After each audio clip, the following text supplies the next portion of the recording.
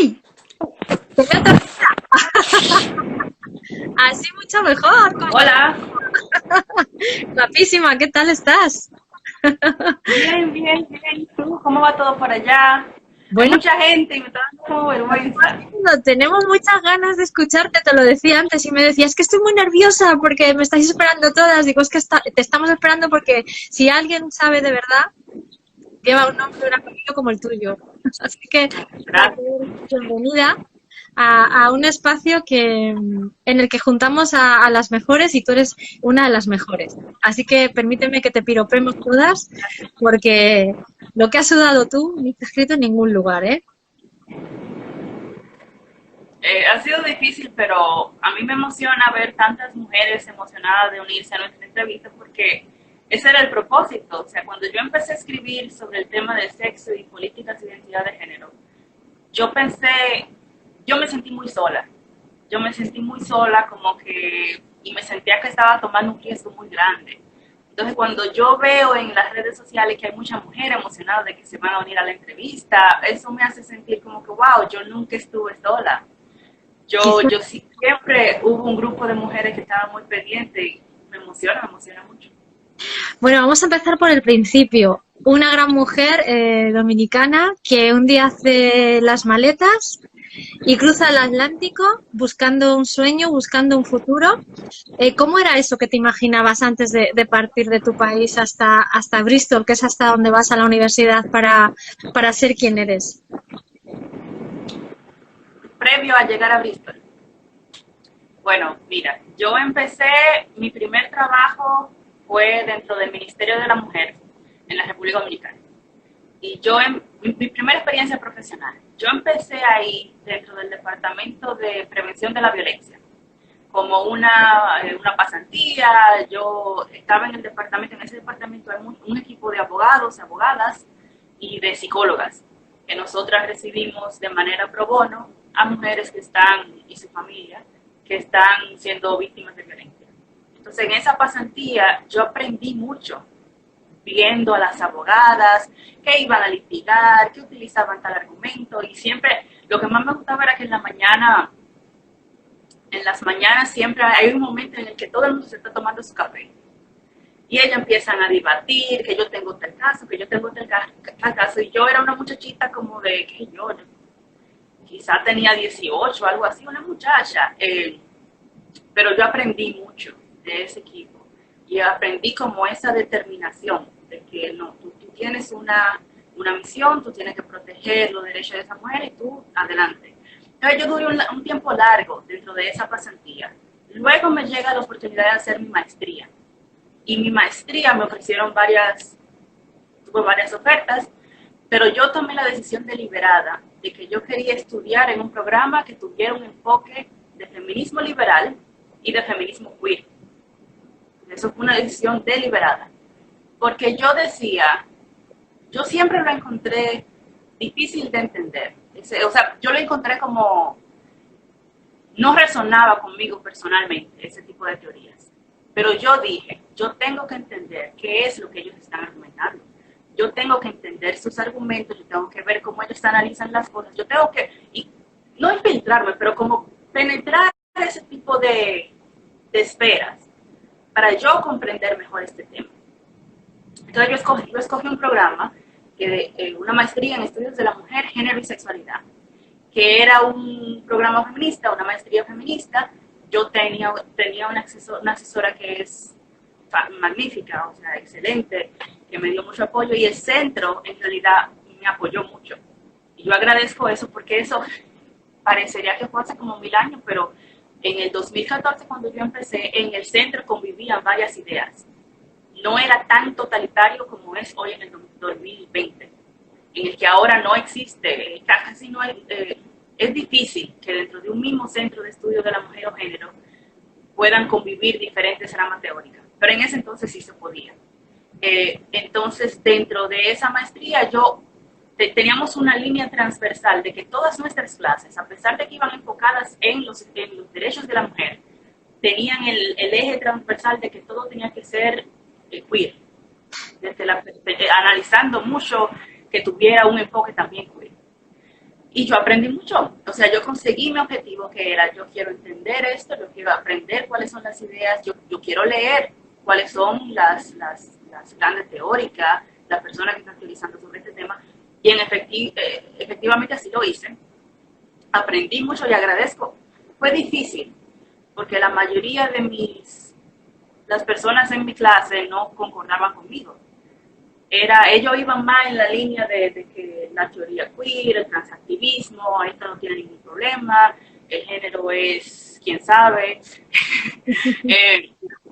Entonces me sentí muy sola, pero las profesoras siempre me dieron un apoyo, que fue una cosa que yo siempre voy a valorar. Entonces esa fue mi experiencia de maestría. Yo vuelvo a la República Dominicana. Cuando vuelvo a la República Dominicana, después de hacer mi maestría, yo entro otra vez al Ministerio de la Mujer. Esta vez yo entro como técnica al departamento de casas de acogida. En el departamento, en la República Dominicana no tenemos como una cultura nuestra historia con las casas de acogida es muy reciente. Tú, por ejemplo, en Estados Unidos, en España, las casas de acogida empiezan en los años 70. Y para los años 80 y años 90 ya tú tienes docenas de casas de acogida alrededor del país. Nosotros empezamos muy recientemente y apenas tenemos 3. Y lo hacemos de la modalidad de que las casas de acogida son confidenciales por tema de seguridad. Contrario a otras que todo el mundo sabe dónde quedan.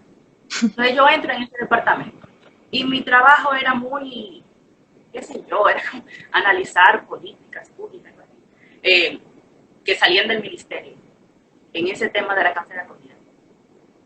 Y yo no recuerdo exactamente cómo fue, pero a mí me llegó una copia de un proyecto de ley de violencia contra la mujer. Ese proyecto de ley de violencia contra la mujer lleva 8 o 9 años dando vueltas. O sea, tal cámara lo manda a tal cámara, no, hay que revisarlo otra vez, no, hay que hacer esto, no. O sea, el proyecto se ha trabajado mucho. Cuando a mí me llega a la mano ese proyecto, yo empiezo a leer y encuentro terminología que nunca se había debatido en la República Dominicana.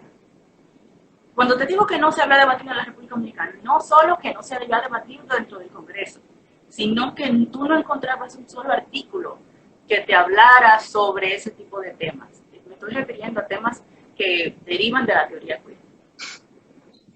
Y yo lo encontré en ese proyecto de ley. Y yo no entendía qué buscaban ese tipo de teoría dentro de un proyecto de ley en la República Dominicana cuando eso no era una cosa que comentábamos en nuestras palestras públicas. Y yo comprendía las implicaciones de esos conceptos, de esas ideas que habían llegado a nuestra legislatura por mi experiencia en Oregon, en la maestría que yo hice. Y por ese aprendizaje que yo tuve de entender las teorías queer como desde adentro. Pero a mí me extrañó, yo decía, pero es que eso no es posible, es antidemocrático, eso no... Casi que tú frotándote los ojos de que no podía ser lo que estabas leyendo. Exacto. Cuando no se estaba defendiendo lo más básico, que son los derechos de las mujeres, ¿no? Esas mujeres de violencia, bueno, pues que estaban sufriendo violencia de género. Exacto. Entonces yo no cabía, o sea, la incredulidad fue tremenda. Y yo empecé a reunirme con muchísima gente, de diferentes perspectivas políticas, personas dentro de movimientos sociales. Empecé a reunirme con todo el mundo y su mamá, preguntándole, explícame, ¿qué es esto? ¿Cómo esto llega aquí? ¿Y por qué esto no se ha debatido? Y yo lo miro ahora con mi mente de mujer de 30 años, y yo como que, ¡ay, qué niña! Ay, mira qué linda esa niña que iba de que preguntando, y que, ay, explícame, ¿por qué eso está de que en las legislaciones? Pero yo estaba haciendo mi trabajo. Yo siento que yo estaba haciendo mi trabajo porque mi trabajo es analizar política pública. Yo era una política pública y a mí me molestaba que eso estaba siendo impuesto de manera antidemocrática. Entonces, cuando me reuní con todo el mundo que me reuní, fueron docenas de personas, todo el mundo me decía, sí, Raquel, nosotros estamos de acuerdo contigo. Sí, Raquel, esto crea problemas para los derechos de la mujer. Sí, Raquel, es verdad que el sexo es importante. Pero nadie hacía nada. Nadie hacía absolutamente nada. O sea, al contrario, las presiones para promover el proyecto como estaba se intensificaron. Entonces yo, en mi contexto personal, daba un giro en ese punto de la historia, porque en ese momento yo entonces tenía que viajar a Bristol. a empezar mi doctorado. Entonces yo, en ese momento yo sentía como que yo me estaba volviendo loca, como que yo me había puesto esta cara encima de que yo tengo que crear, concientizar a la población, y la gente tiene que entender que esto es peligroso y los derechos de la mujer, pero yo era una muchacha sola. Entonces yo, esa presión que yo tenía mentalmente casi no me dejaba ni dormir. Y entonces también yo sabiendo, yo ni siquiera voy a estar en este país, yo tengo que hacer un doctorado en otro sitio. Y yo lo que dije, pues yo voy a escribir. Yo voy a escribir y eso yo lo comentaba con personas en las que yo confío, pues, personas que son mis mentores. Y yo decía, como que no sabía qué hacer y ellos me decían, tú tienes que escribir. Y yo decía, no, es que me da vergüenza, y la gente me va a tildar de loca, y la gente me va a caer encima, y ellos me decían, no, cuando tú empiezas a escribir sobre esto, la gente te va a prestar atención, y la gente eventualmente te va a respetar si tú escribes públicamente sobre eso. O sea, yo como que estaba esperando, yo siento que en ese momento yo estaba esperando como por una heroína, o por alguien que me salve, alguien que venga con una capa. No, Raquel, no te preocupes, nosotros vamos a hacer tal cosa. Y ese momento nunca llegó. Lo que llegó fue como la fortaleza de yo decir, yo voy a escribir. Este es el momento. Empecé a escribir. Exacto. Y yo empecé a escribir y yo lo coordiné, artículos tanto para Tribuna Feminista como para mi periódico dominicano que se llama El Caribe. Y yo escribía análisis desde diferentes perspectivas. Y esto tiene un enfoque que perjudica a la niñez. ¿Cómo? Entonces yo te analizo cómo. Esto tiene un enfoque sobre el lenguaje, cómo se borra a la mujer del lenguaje. Entonces yo te explico cómo era. Y leyéndolo yo, como mirando yo los otros artículos, yo no sabía bien lo que yo estaba haciendo. No eras consciente. Yo no sabía. Estabas empezando la revolución y no eras consciente. No, yo iba como por una línea y yo decía tal cosa y yo, ahora mismo yo diría, yo jamás escribiría esto. Pero yo no tenía conciencia del impacto de lo que yo estaba escribiendo. Pero eso fue lo que yo decidí hacer. Yo voy a escribir. Y ese primer artículo que yo escribí para Tribuna Feminista, yo lo escribí con miedo. Yo lo escribí con miedo de que, primero de que en Tribuna me iban a decir, no, Raquel, jamás vas a volver a escribir con nosotras, no queremos saber de ti, y yo le tengo mucho respeto a las mujeres de Tribuna. Y con miedo de que eso para mí iba como a ser Iba a ser un punto de aparte. Exacto, y que iba a venir el ostracismo, que iba a venir perder todas mis amistades, que nadie iba a querer trabajar conmigo, porque tú sabes que eso es lo común que le pasa a las mujeres que defienden los derechos en base al sexo. Y yo como que yo no sé qué fue lo que yo hice, pero yo como que me armé de valor y yo dije, yo lo voy a mandar y vamos a ver lo que pasa. Y yo lo mandé y ha sido todo lo contrario. Qué importante eso que acabas de decir. Cuando le ponemos nombre a las cosas, entonces ponemos el foco en las cosas. Y empezamos en un momento determinado a caminar hacia la dirección precisa. Tu camino, desde luego, ha sido siempre duro y es verdad por lo que describes. Pero ahora ya no estás sola, compañera. Ahora necesitamos con muchísima más razón, porque la ofensa que están queriendo hacer desde el otro lado tiene al final lo que seguimos sin tener las feministas de verdad, que es ese apoyo financiero político, ¿no? Pero tenemos la política de las mujeres, que esa es la que importa y esa es la que, aunque nos cueste más, al final cambia todo. Ese momento en el que empiezas a escribir con Tribuna Feminista, en el que tú haces las maletas y te vas a Bristol y donde crees que vas a sentirte libre, resulta que, de nuevo, la vida te pone de frente a toda esa violencia por la que tienes que seguir enfrentándote. Sí, ha sido una experiencia difícil. Yo solamente voy a decir que ha sido una experiencia difícil, porque tú lees, no, que le están cayendo encima a la feminista, o quizá en los libros, en la historia, tú lees, mira, a la feminista le hacían la vida imposible, le hacían esto, hacían lo otro, y tú lo lees, y quizá es difícil comprenderlo. Yo recuerdo el momento cuando a mí me invitaron a participar a la primera reunión de Women's Space UK, que yo ni siquiera iba como conferencista, yo iba como facilitadora de la reunión. Y cuando a mí me ofrecieron esa oportunidad, yo como que una reunión feminista aquí en Inglaterra, un país que supuestamente respeta mucho los derechos humanos, respeta mucho los derechos de las mujeres, la democracia, yo no sé qué cosa. Entonces yo supuse que iba a haber un poco de tensión, pero yo no entendía en ese punto lo que se avecinaba. Y lo que se avecinaba es difícil comprender la fijación que tiene los activistas de impedir el debate democrático. O sea, y para mí personalmente en la República Dominicana también fue difícil comprenderlo, porque en la República Dominicana yo no había visto eso, el nivel como de virulencia, que gente enmascarada, que se cubren la cara, que no te dejan entrar, tú vas subiendo por una escalera para ir a una reunión feminista y ellos se te plantan en la escalera y no dejan que las mujeres suban. O sea, ese nivel de virulencia yo nunca lo había visto. En la República Dominicana, por ejemplo, tú sabes que nosotros los derechos de las mujeres van a cuentagotas.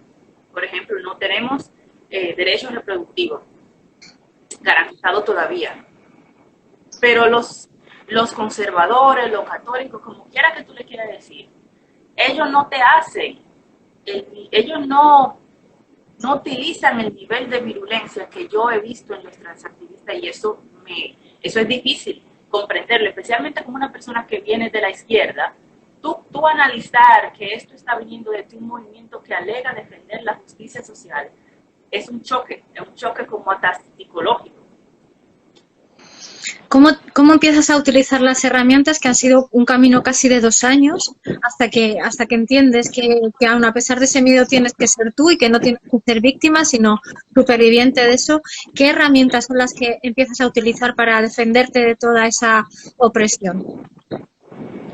Bueno, cuando iniciaron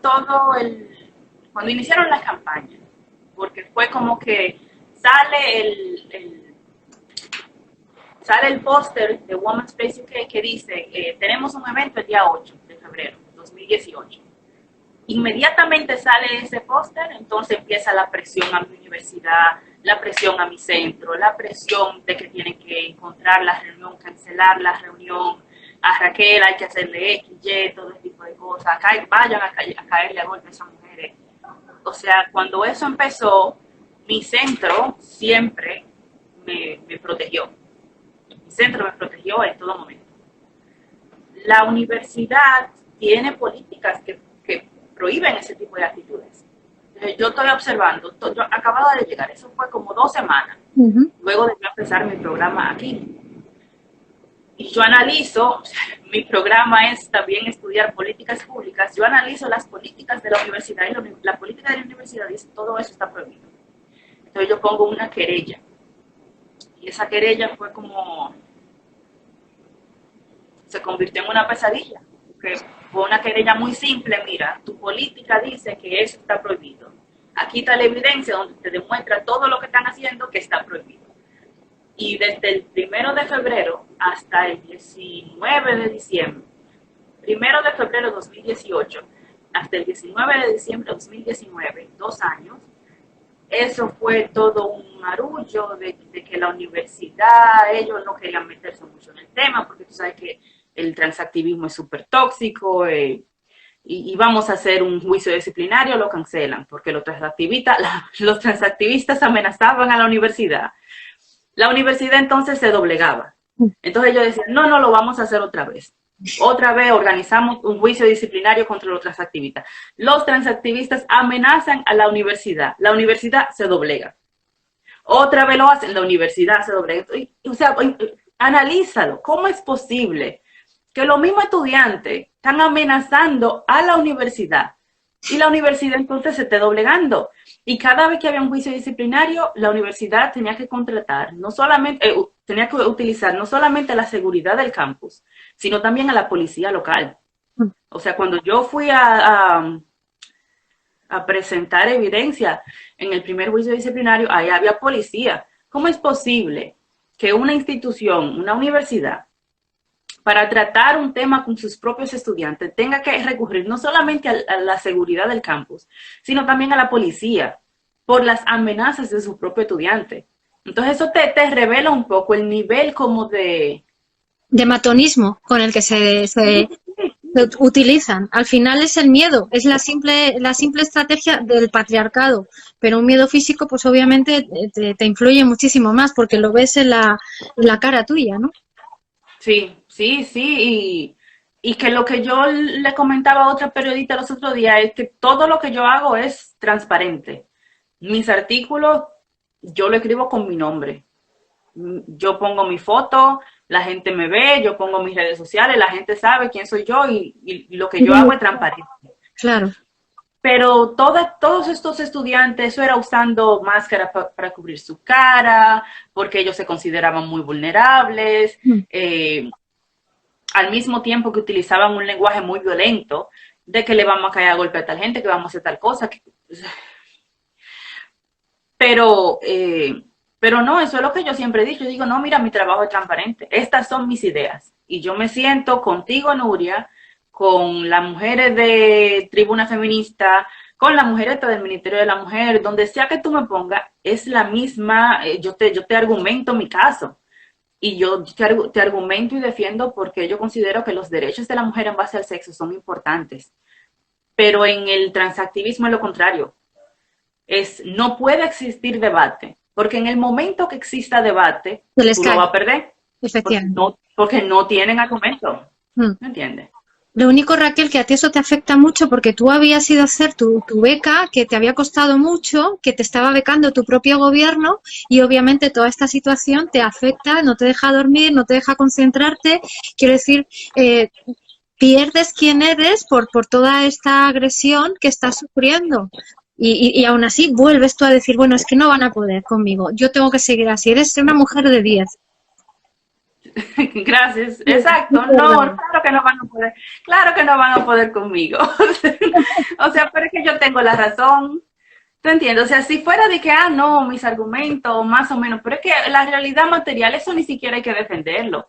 O sea, que te estén cayendo encima por tú defender lo que defiende lo que cree la gran mayoría de las personas. Eso es insólito. O sea, tú vas a la calle de cualquier país y tú agarras a una gente en la calle y la gente sabe que la mujer es la hembra humana de la especie. O sea, es insólito, pero ellos no van a poder conmigo. Y yo no temo de que me van a destruir. Pero lo que ellos sí consiguieron hacer fue como que ellos me robaron la ilusión de que, wow, yo voy a Inglaterra y yo voy a estudiar en esta universidad, una de las 10 mejores universidades. Como esa ilusión que tú tienes de que, wow, te ganaste este lugar en esta institución y ahora tú, o sea, como la gente, si tú eres, por ejemplo, de la República Dominicana y tú puedes estudiar en Europa, la visión que tiene la gente es como que tú vas a turistear, a tirarte fotos, a ir a los monumentos y ese tipo de cosas, y yo nunca lo llegué a hacer. O sea, yo me dedico, analizando el contexto, yo dije, este tema es serio y el tema es serio. Entonces yo decidí como comprometerme en participar en más reuniones feministas, hablar sobre el tema, escribir sobre el tema, crear concientización, porque el tema es serio. Sí. Entonces yo nunca llegué a hacer eso de que, vamos a tirarnos fotos. O sea, yo llegué a ir al Parlamento británico una vez y fue por una reunión de Women's Place. O sea, nosotros tuvimos una reunión tenías todo el derecho también a turistear si te hubiera apetecido, quiero decir, la vida también es eso, ¿no? Que obviamente sí, con un fin que era el de formarte y el de ser mejor profesional y personalmente, pero eso no quita el otro. Fíjate hasta dónde hacen que te quitan esa parte de libertad de ser tú misma, ¿no? Como si totalmente tuvieras la obligación de estar enfocada en esa parte profesional. Creo que juegan con algo muy importante, Raquel, y es con no contar la verdad, ¿no? Con la confusión. Es la teoría de la confusión permanente. La gente, al no estar informada, porque no es un tema sencillo, si no estás metido, pues acaban comprándolo porque les parece súper moderno todo. Sí. Sí, sí. El tema es difícil por la confusión generada por los transactivistas, pero no es difícil en el sentido de que la gente sabe que el sexo es un hecho biológico que existe, que existe desde hace milenios. O sea, eso no es de que han llegado el colonialismo a imponer su visión del sexo y género sobre las culturas que no sabían. No, la gente sabe. Lo que confunde es que como es un tema, como es algo que tú y yo sabemos, que la gente lo conoce, la gente se confunde cuando ve el nivel de virulencia, cuando ve las tácticas del transactivismo. La gente dice, pero ¿por qué si esto es como tan evidente? ¿Por qué tanta tensión? ¿Por qué el debate es tan tóxico? ¿Por qué tantas amenazas? ¿Por qué cómo se ha desbordado esto? Si lo que están defendiendo es una cosa que todo el mundo sabe que existe, que es la realidad material. Y esa es la razón por la que lo hacen. Para que la gente diga, no, mira, ellos están utilizando estos términos que yo no conozco, ellos dicen que hay 97 géneros, yo no sé de eso, entonces yo no me voy a meter. ¿Tú entiendes? Entonces la gente que conoce claro que puede reconocer y analizar los argumentos cuando tú se lo explicas en español claro, la gente se confunde y piensa como que hay algo dentro de ti que tú eres demasiado bruta y tú no lo entiendes. Tú te lees un texto de Butler y tú no lo vas a entender, porque el punto no es que tú lo entiendas, el punto es intimidarte con un lenguaje confuso que es difícil de comprender, y esa es la diferencia entre ese tipo de teorías y el feminismo. El feminismo siempre ha sido claro, siempre ha sido llano. Al feminismo lo que le interesa es que todas las mujeres, todas, nos entiendan, hablar con mujeres en lenguaje llano.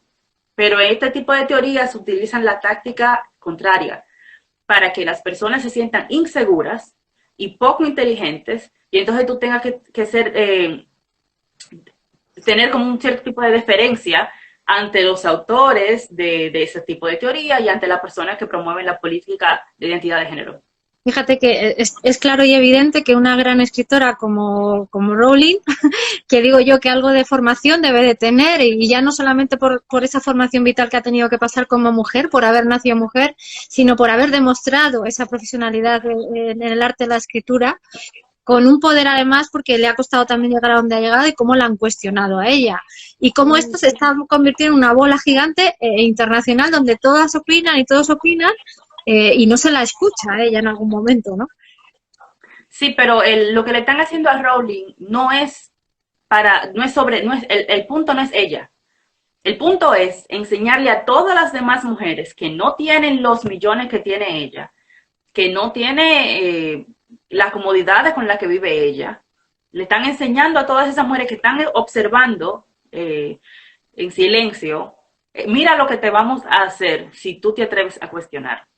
Ese es el punto de lo que le están haciendo a Rowling. Y yo espero que ella sepa eso. O sea, yo me imagino, bueno, primero ella es una mujer que tiene una posición social que ella puede más o menos blindarse de los efectos de este tipo de represalias. O sea, ella no tiene que preocuparse de que voy a perder mi trabajo, de que puede que no consiga un sitio donde vivir. Los transactivistas pueden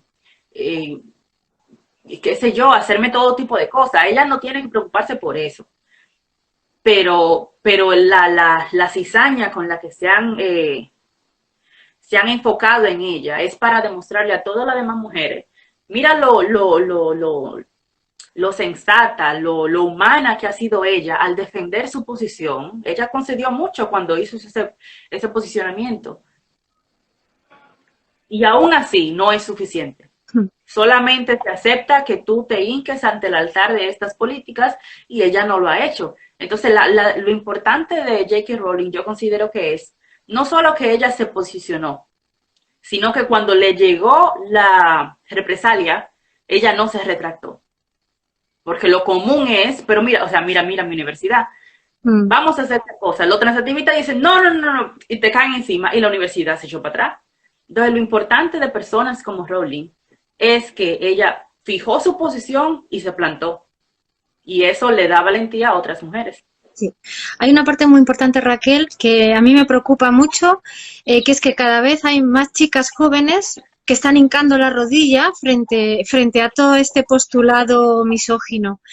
Y tenemos que traerlas de nuevo y hacerlas pensar y hacerlas entender, y esto no va por razón, sino porque es lógica realmente, que no pueden estar contra ellas mismas. ¿Qué herramientas utilizamos para convencerlas cuando realmente parecen que van como corderos en un... ¿Tú te refieres a las feministas jóvenes Sí, a que le las atraen chicas mucho jóvenes que les atraen y que además se autodenominan queer, y que están encantadas con ellas mismas y que no escuchan a lo mejor voces como tú, que tienes 30 años y que tienes una experiencia pues muy bien contrastada, como pueda ser Rowling o como pueda ser cualquier mujer que estamos al lado, que estamos diciendo que por ahí no tenemos que pasar, porque es negarnos a nosotras mismas. Sí, yo creo que una de las razones por la que las teorías queer y las políticas de identidad de género son tan apetecibles para las personas jóvenes, es, especialmente para las mujeres, es porque tú vas con la corriente. O sea, lo contrario es tú ir contra la corriente. Y si tú analizas, o sea, mira lo que me han hecho a mí, mira lo que le han hecho a J.K. Rowling, mira lo que le hacen a todas las mujeres que participamos en reuniones públicas para debatir este tema. O sea, el propósito es que cada una de nosotras sufra represalias por atrevernos a defender los derechos de las mujeres en base al sexo. Y qué otra muchacha joven se ofrecería a sí mismo como voluntaria. O sea, hasta cierto punto hay que estar medio loca como para meterse en el tema. O sea, en el buen sentido de la palabra, ¿tú entiendes? O sea, es muy apetecible porque tú sabes que tú no vas a perder amistades y tu trabajo nunca te lo van a poner en peligro. Entonces, el propósito de los ataques constantes contra cualquier mujer que saque la cabeza es que las otras lo vean. Y hasta cierto punto yo entiendo que muchas feministas jóvenes no quieren pasar todo ese trabajo. Quizá muchas mujeres jóvenes lo que quieren es una cosa más suave. O tú sabes que tú no aguantarías si tus amigos empiezan a decirte que tú eres eufóbica. Que tú no aguantarías la presión si la gente te cae encima en las redes sociales. Entonces quizá ellas, analizando dentro de su posición, ellas dicen, yo no doy para eso. Ahora, si tú te calificas como feminista, entonces eso es lo que hay. La lucha de las mujeres nunca ha sido una cosa sencilla, eso nunca ha sido una cosa de que, yo quiero estar cómoda. Si ellas quieren hacer militancia dentro del feminismo, entonces tienen que entender que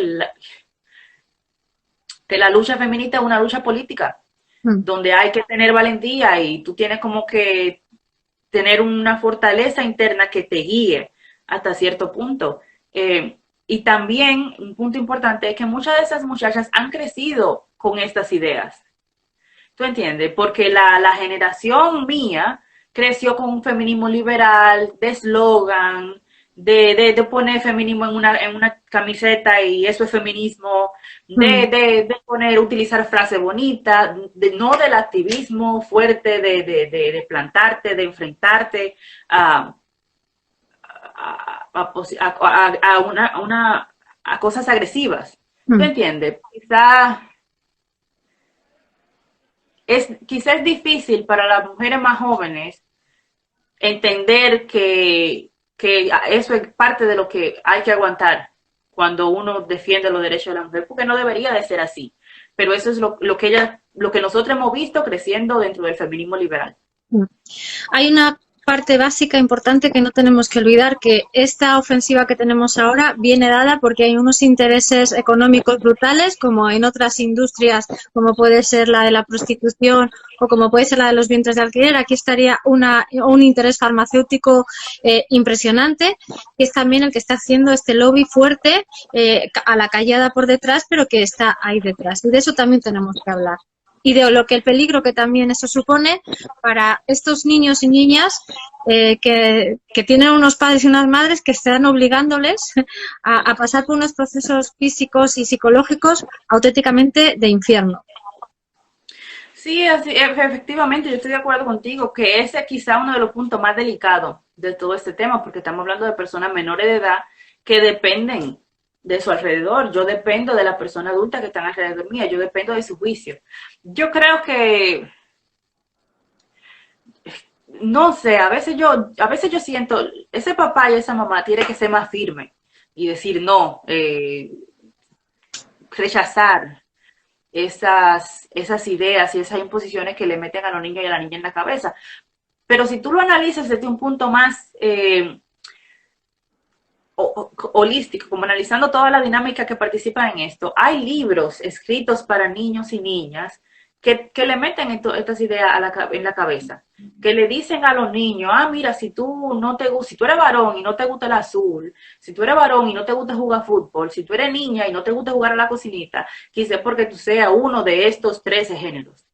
¿Tú entiendes? Entonces el niño y la niña empiezan a cuestionar, porque eso es lo lógico. La niñez de por sí rechaza el género, porque el género se lo impone la persona adulta.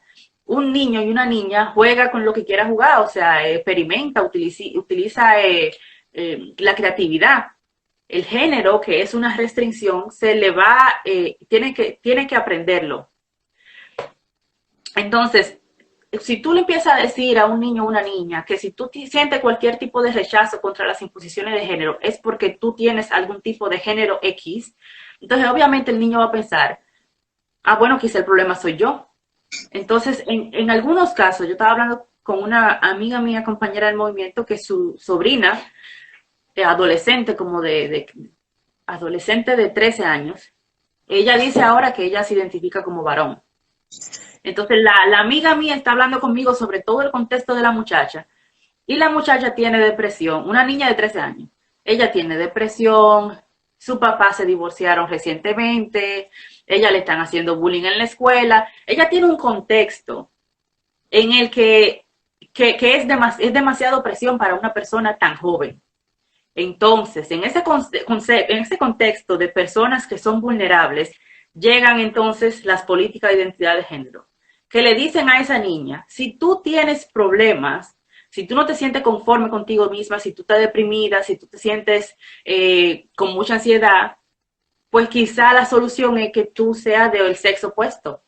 Entonces la niña ahora, ella está determinada en que ella es un varón. Ella asegura que ella es un varón. Entonces tú te pones en la posición de esa mamá. Y la mamá lo que dice es, mi niña ha intentado suicidarse, mi niña está deprimida, mi niña presenta todo este tipo de problemas. Y la mamá lo que analiza es, si yo reafirmo eso es lo que ella me dice, si yo le digo a ella es verdad que tú eres un varón, quizá eso lo va a solucionar. Entonces yo entiendo que para algunos padres y madres, ellos lo ven como que esa es la solución que va a ayudar a resolver todas las otras comorbilidades que tienen esos niños y niñas. Ahora, la realidad que tú y yo sabemos es que eso es una industria para generar una ganancia en base de esas comorbilidades que presentan esos niños y esa niña. Pero yo entiendo la dinámica de que primero la niña, abrumada por su contexto, ella lo que analiza, bueno, esta gente que me dice que yo soy varón, puede que tenga razón y eso va a solucionar todo mi problema. Y esa mamá que analiza, mi niña presenta todos estos problemas, yo no quiero que mi niña se me mate, yo no quiero que mi niña se me suicide. Quizá yo tengo que apoyarla 100% en eso que ella me propone. Porque eso es lo que le dicen en las clínicas de género. Si tú no apoyas a tu hija, se te va a suicidar. Si tú no apoyas a tu hijo, se te va a suicidar. Entonces, ponte en la posición de esa mamá o ese papá, desesperado, y es difícil. Hay una frase clave que es invisibilizar el sexo y universalizar el género. Y eso es lo que realmente se está intentando hacer por activa y por pasiva en estos momentos. Sí, y eso es una cosa que llega desde hace mucho tiempo, pero solo que nosotras no nos esperábamos que iba a ser tergiversado de una manera tan siniestra.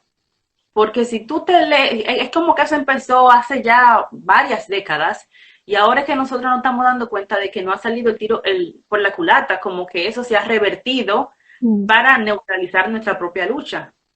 Pero no, pero las feministas que teorizaron sobre el género no se imaginaban que iba a llegar una teoría que iba a decir, no es que hay un solo género, como un análisis estructural, es que hay 102 y que es individual de cada uno, ¿te entiendes? Sí. Sí. Mira, te voy a leer un titular de hoy, ¿vale? Esto en Noticia Hoy de España, un programa en Radio Televisión Española, la Radio Televisión Española que pagamos todos y cada uno de los ciudadanos y ciudadanas de este país. Televisión pública, un espacio que llama ¿Qué es el feminismo TERF y por qué se ha criticado a J.K. Rowling? ¿Cómo te quedas? Que los medios de comunicación han entrado a saco a anularlos a las mujeres. Sí, sí. Bueno, no es coincidencial porque una de las estrategias que los mismos promotores de política de identidad de género admiten en documentos filtrados es que una de sus estrategias principales es llegar a los medios. O sea, en vez de porque en la política, y obviamente el feminismo es un movimiento político, tú te quieres ganar a la gente. Yo quiero ganarme a la población con mis ideas, con argumentos. Yo quiero que la gente se sienta identificado con la causa. El transactivismo ha dicho, nosotros no vamos a hacer nada de eso. A nosotros no nos interesa que la gente en la calle esté de acuerdo con nosotros. A nosotros lo que interesa es llegar a la élite, a los grupos, al poder fáctico, y de ahí entonces que bajen las políticas y que se impongan. Entonces, una de las estrategias principales que ellos utilizan es reuniones con los medios de comunicación. Entonces, con los medios de comunicación, obviamente ellos son muy amables, están educándolos de que no, es que hay una diversidad, esto es un tema de derechos humanos, se le presentan como unos corderos muy inocentes. Y muchos medios de comunicación no hacen su trabajo periodístico de investigar quiénes son estas personas, cuáles son esos argumentos, qué quiere decir eso de TERF, ¿tú entiendes? Entonces muchos medios de comunicación se reproducen lo que le dice el lobby de la política de identidad de género tal cual, no hacen el trabajo de ser transparente y de investigar las cosas antes de promoverlas. Pero ese titular de la televisión española que tú me comentas, yo creo que eso, como mucho como muchas de las tácticas que utilizan en este tema se le va a revertir a ellos, porque así como tú estás enojada, hay muchas mujeres que están enojadas. ¿Tú entiendes? O sea, llega un punto, y eso es algo que ha demostrado el tema de J.K. Rowling, es que las celebridades, la gente quizá en las redes sociales, ellos pueden pronunciarse. J.K. Rowling es una mujer maléfica que pone en peligro la vida de toda esta persona. Pero las personas que observan en silencio, sin comentar, son más. O sea, la gente que está observando lo que está pasando y dice, pero ¿y por qué esa virulencia? ¿Y por qué le hablan así? ¿Por qué este conflicto es así? La gente que se cuestiona, esa mayoría silente, es mucho más. Entonces yo me imagino que ese titular lo que va a hacer es energizar el debate, y lo que le está dando es una munición perfecta a las feministas españolas para que digan, mira cómo nos están presentando ante la población. Nos están vilipendiando ante la población. Y en el caso de Naciones Unidas, cuando hace 3 días o 4, no recuerdo exactamente, habla de personas menstruantes en lugar de mujeres en el Día Internacional de las Mujeres, ¿qué hacemos con esos organismos internacionales? Porque claro, ahí no llega. Una cosa que a mí me parece muy interesante es que si tú, por ejemplo, vas a las redes sociales de ONU Mujeres, ellos tienen la bandera trans, porque estamos en el mes de orgullo gay, claro, ¿verdad? Pero las otras organizaciones de la Nación Unida no la tienen. Y las otras organizaciones de la Nación Unida, qué sé yo, la Comisión de los Derechos Humanos, la qué sé yo, que de refugiados, la misma Nación Unida, ellos no tienen que hacer ese tipo de demostración pública de que ellos también están de acuerdo con utilizar esa terminología. Y yo creo que eso es muy deliberado, porque porque es como una manera de tratar de decirle a las mujeres, no, mira, nosotros somos la organización número uno a nivel mundial de proteger tus derechos y nosotros no nos interesa utilizar el lenguaje correcto, nosotros también estamos participando en tu invisibilización. Y por eso es que la estrategia que te comentaba hace un segundo es tan importante. Tú no, porque no busca ganarse a la población. Lo que le interesa a los promotores de política de identidad de género es ir a esos puntos particulares, es infiltrar ONU Mujeres, para que cuando se venga el lío, ONU Mujeres sea el organismo de la Nación Unida que participe públicamente en la invisibilización de la mujer. ¿Tú entiendes? Ya eso es mandándole un mensaje público para que todo el mundo vea, no, mira, ONU Mujeres también apoya esto. Entonces, si tú no lo apoyas y ONU Mujeres, sí, la que está equivocada tiene que ser tú. Totalmente, pero eso es muy doloroso para nosotras. Sí, es doloroso, pero mira, llega un punto, quizá por toda la campaña y el activismo que yo he hecho aquí en Inglaterra, llega un punto en el que tú analizas esto y ya más o menos ni te importa. Tú lo ves como que así pasó esto, así pasó lo otro. Quizás hace como 2 años yo viera una cosa así, que la ONU Mujeres está utilizando el lenguaje de personas menstruantes y yo quizás me sentiría mal. Pero ahora viendo la manera en la que el feminismo en Inglaterra ha sido como lo revivimos entre todas, lo hemos revivido, estaba medio muerto, y viendo la emoción y la pasión y la determinación que nosotros estamos viendo en el feminismo de base, luego de tantos años que estaba como dormido, a nosotros eso como que no, es secundario. Es secundario comparándolo con los acontecimientos muy emocionantes que se están dando aquí en Inglaterra gracias a los esfuerzos de muchísimas mujeres. ¿Te entiendes? Va a llegar un punto en el que esas organizaciones, lamentablemente, como es que está ocurriendo con muchas organizaciones feministas, en las que las mujeres del día a día de la calle, las que no tienen un título, van a suplantar a esas organizaciones y van a crear sus propias organizaciones y van a hacer su propio feminismo y van a ser ellas las que tengan sus entrevistas, las que escriban los artículos, las que formen las organizaciones y van poco a poco a invisibilizar esas organizaciones porque ustedes quedan obsoletas. Ese tipo de feminismo, de personas gestantes, de no nombrar a la mujer, de invisibilizar el sexo, la trayectoria de la historia es que eso va a quedar obsoleto.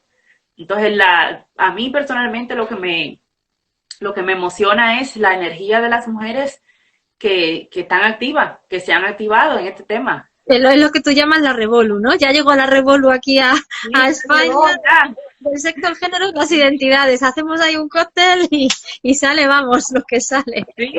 Sí, o sea, ya, al menos aquí en Inglaterra, nosotros tenemos 2 años, tenemos 2 años reuniéndonos públicamente y era como con una reunión a nivel nacional cada 2 meses.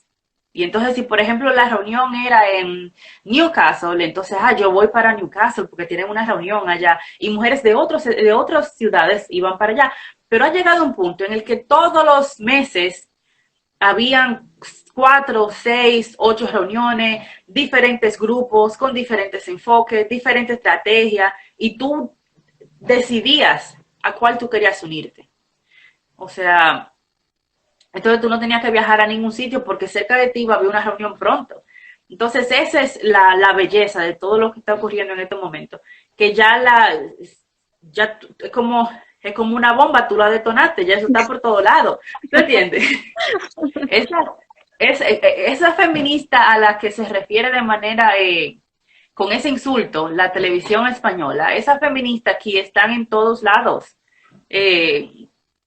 y es bonito ver que a pesar de todos los insultos, de todas las amenazas, de todas las vejaciones, de todo lo que nos han hecho, no, eso no es, este capítulo nos ha hecho muchísimo más fuertes. ¿Dónde crees que vamos a llegar con todo esto? Tenemos que, no sé, a lo mejor estoy un poco pesimista, pero a mí me da miedo que pase algo físicamente y personalmente a alguna compañera. Pero es que ya ha pasado. Sí, pero me refiero no solamente a una agresión, sino que pueda haber algo más gordo. No lo sé si lo has llegado a pensar o no. Desde luego, eso sería ya un punto de inflexión total y absoluto, ¿no? Pero tanta agresividad que estoy viendo en las redes, también en intentar ocupar nuestros espacios y copar. Yo te digo porque formamos parte de una conferencia que hicimos 3 compañeras y tuvimos que estar escoltadas por más furgones policiales fuera, porque nunca habíamos sentido esa presión porque venían a por nosotras, ¿no? Y cuando pase algo, a esto me refiero, que no nos extrañe, ¿no? Sí, yo creo que ya les han pegado aquí en la última manifestación del 8M, como están diciendo por aquí compañeras, ya estuvieron pegando y tuvieron que ir a poner denuncias a la policía. Quiero decir que de ahí al resto, pues la locura, digámoslo así. Sí, y eso es horrible y no debería pasar en primer lugar. Aquí en Inglaterra, lo que activó el feminismo fue una agresión a una mujer. Y eso se captó en video, eso llegó a los tribunales y al final esa mujer terminó ganando el caso. Pero esa agresión contra esa mujer fue lo que hizo que muchísimas otras mujeres dijeran, no, espérate, nosotras tenemos que hacer algo porque esto llegó a un nivel, ya eso fue demasiado. Esa agresión contra esa mujer que se llama María, eso fue la gota que colmó el vaso aquí en Inglaterra. Entonces, yo diría que ese temor, que siempre, o sea, cada vez que tú vas a una reunión, ese temor de que te van a agredir, te puede pasar algo, tú estás tratando personas que tienen un odio muy visceral, que deshumanizan a las feministas, que el proceso de deshumanización contra las feministas es tal que ese odio puede desbordarse a algo muy peligroso. Entonces tú siempre tienes dentro de tu cabeza esa concientización de que, mira, a mí me puede pasar algo. Pero lo único que a mí siempre me dio valor es saber que yo no estaba sola. Que así como yo decía, no, yo voy a ir, punto. Así como yo tomaba la decisión de ir adelante, así la tomaban todas las otras compañeras. Entonces, como cuando tú estás trabajando en un equipo en el que todas están tomando el riesgo, eso te llena de valor. Sí, mira, por aquí dicen que al final no hay diferencia entre los activistas y los influencers. Que al final eso... No, es que no lo hay. O sea, y porque además dentro del feminismo siempre han habido desacuerdos. O sea, toda feminista tiene una amiga que es ecofeminista y toda feminista tiene una amiga que es vegana y toda feminista tiene una vegana feminista y toda feminista tiene una amiga que es lesbiana política. ¿Tú entiendes? Todas esas ramas siempre han existido dentro del feminismo. Lo que no es normal es la agresividad. Es la agresividad porque ahí ya es un tema de control. Porque, por ejemplo, qué sé yo, tú, Nuria y yo, Raquel, podemos tener todo tipo de desacuerdo y probablemente lo tenemos con todo tipo de temas. Pero ¿por qué yo, Raquel, tengo que controlar lo que pienses tú? Y ahí es que se revela la naturaleza antidemocrática de este tema.